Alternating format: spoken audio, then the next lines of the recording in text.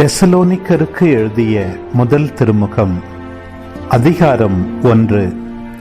தந்தையாம் கடவுளோடும் ஆண்டவராம் இயேசு கிறிஸ்துவோடும் இணைந்து வாழ்கின்ற தெசலோனிக்க சபைக்கு பவுலும் சில்வானும் தீமோத்தேயுவும் எழுதுவது.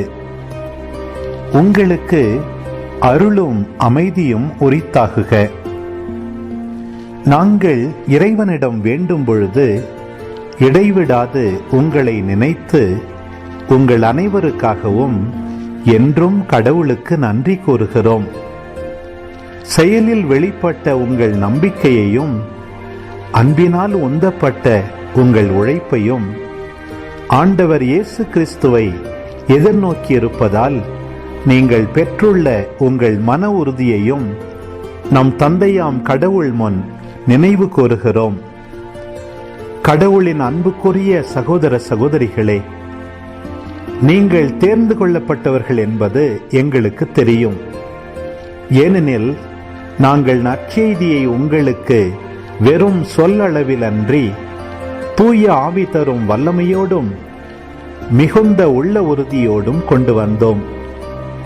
உங்கள் பொருட்டு நாங்கள் உங்களிடையே எவ்வாறு நடந்து கொண்டோம் என்பதும் உங்களுக்கு தெரியும்.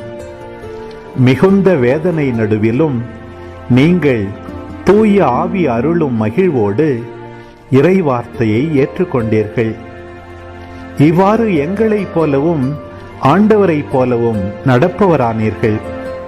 மாசிதோனியாவிலும் அக்காயாவிலும் உள்ள நம்பிக்கை கொண்டோர் அனைவருக்கும் முன்மாதிரியானீர்கள். எப்படியெனில் ஆண்டவருடைய வார்த்தை உங்கள் நடுவிலிருந்தே பரவியது. கடவுள் மீது நீங்கள் நம்பிக்கை கொண்டிருப்பது மாசிதோனியாவிலும் அக்காயாவிலும் மட்டுமல்ல, எல்லா இடங்களிலும் தெரிய வந்துள்ளது. எனவே இதை பற்றி நாங்கள் எடுத்துச் சொல்ல வேண்டிய தேவையே இல்லை. நாங்கள் உங்களிடம் வந்தபோது எவ்வாறு நீங்கள் எங்களை வரவேற்றீர்கள் என்று அவர்களே கூறுகிறார்கள்.